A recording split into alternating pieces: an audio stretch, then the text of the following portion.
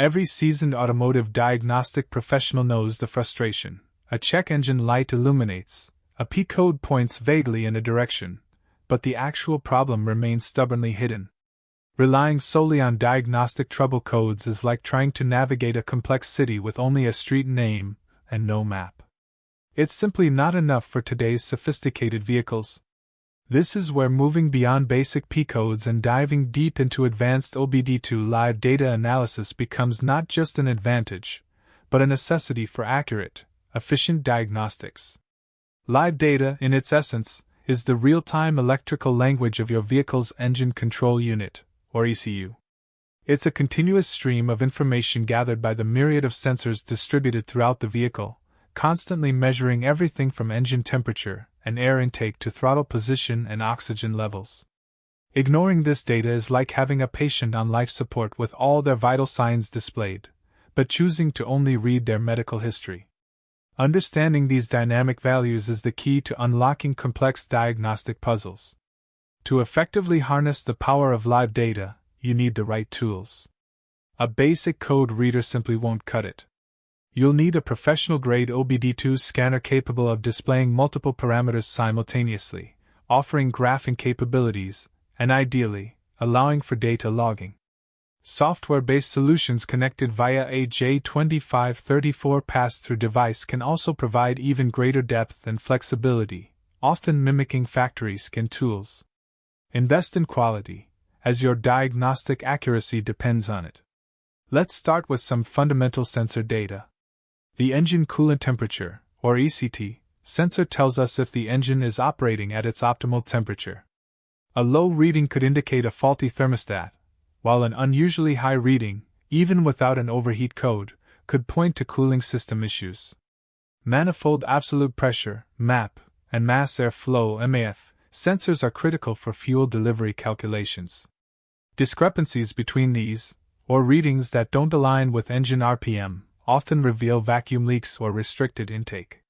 The throttle position sensor, TPS, should show a smooth, linear progression from idle to wide-open throttle. Any glitches or drops here can explain hesitation or erratic RPMs. Oxygen sensors, or O2 sensors, are paramount for understanding the vehicle's fuel-air mixture. Upstream O2 sensors, usually before the catalytic converter, oscillate rapidly between rich and lean, ideally around 450 MV, indicating closed-loop fuel control. Downstream O2 sensors, after the CAT, should show a relatively steady, higher voltage, signifying the converter's efficiency. A slow, erratic, or flat line on an upstream sensor can point to a faulty sensor or, more often, a fueling issue the sensor is accurately reporting. Now, let's talk about fuel trims, which are arguably one of the most powerful diagnostic parameters. Fuel trims represent the ECU's long-term and short-term adjustments to the base fuel map to maintain an ideal stoichiometric air-fuel ratio. Short-term fuel trim, or STFT, is the immediate, rapid correction, while long-term fuel trim, LTFT, is the learned, slower adjustment that the ECU makes over time. They are measured in percentages, positive for adding fuel and negative for subtracting fuel. High positive fuel trims, say above 10% for either STFT or LTFT, indicate that the ECU is fueled because it's detecting a lean condition. This means there's too much air or not enough fuel. Common causes for lean conditions include vacuum leaks, unmetered air entering the intake, low fuel pressure, clogged fuel injectors, or a faulty MAF sensor reporting lower airflow than actual. The greater the positive percentage, the harder the ECU is working to compensate. Conversely, high negative fuel trims, again, exceeding -10%, signify that the ECU is fueled because it's detecting a rich condition. This suggests too much fuel or not enough air. Typical culprits for rich conditions include a leaking fuel injector, excessive fuel pressure, a faulty fuel pressure regulator, a contaminated MAF sensor reporting higher airflow than actual, or a restricted air filter. Always look for consistency across multiple fuel trims if available for Bank 1 and Bank 2. The real diagnostic power comes from correlating STFT and LTFT with other live data. For example, if you have high positive STFT and LTFT at idle, but they normalize at higher RPMs, you're likely looking at a vacuum leak that has less impact as engine vacuum drops with increased throttle. If the trims are positive across all RPMs, you might suspect a fuel delivery issue, like low fuel pressure or clogged injectors. Observing O2 sensor voltages while fuel trims fluctuate provides critical context. Ignition timing and misfires, while often accompanied by P030X codes, can be pinpointed more precisely with live data.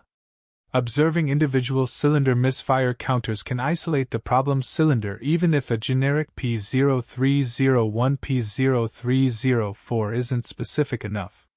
Furthermore, looking at ignition timing advance, RPM, and MAF readings during a misfire event can help determine if it's fuel, spark, or compression related. A sudden drop in RPM correlated with a specific cylinder's misfire count could point to a mechanical issue, for instance. Live data also enables effective component testing. Many professional scanners allow for bidirectional control, letting you command components like EGR valves, purge solenoids, or even individual fuel injectors. By observing the corresponding live data parameters, such as MAP sensor readings changing when the EGR is commanded open, or O2 sensor responses when fuel is pulsed, you can verify component functionality directly and accurately, ruling out electrical faults from mechanical failures. Don't overlook the importance of vehicle speed sensors, VSS, and wheel speed sensors, WSS, in advanced diagnostics. A VSS reading that's erratic or drops to zero while the vehicle is clearly moving can explain transmission shifting issues, speedometer malfunctions, or even ABS light illumination. Comparing WSS readings from all four wheels while driving straight can immediately highlight a faulty sensor, a binding brake, or a tire size discrepancy that could trigger ABS or traction control faults.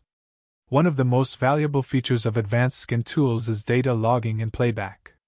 Intermittent problems are notoriously difficult to diagnose in a shop setting.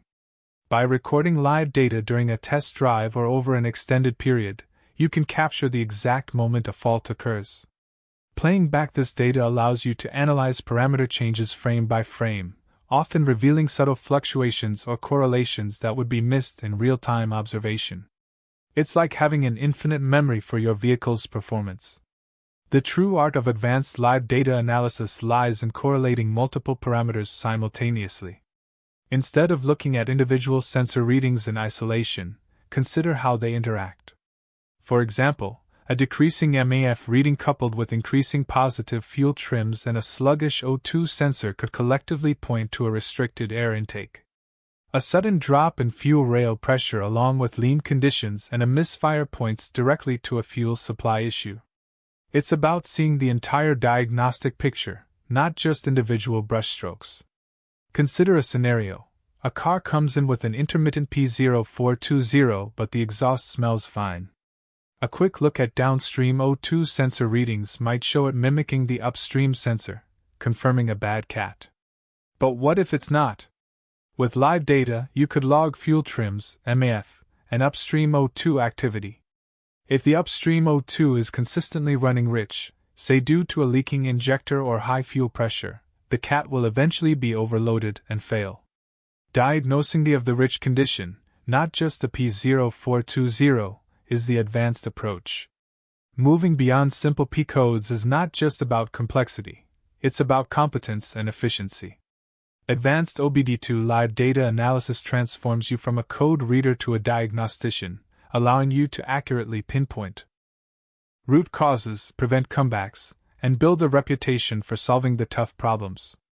Embrace continuous learning, practice correlating parameters, and let the real-time language of the ECU guide your diagnostics. Your skills and your customers will thank you for it.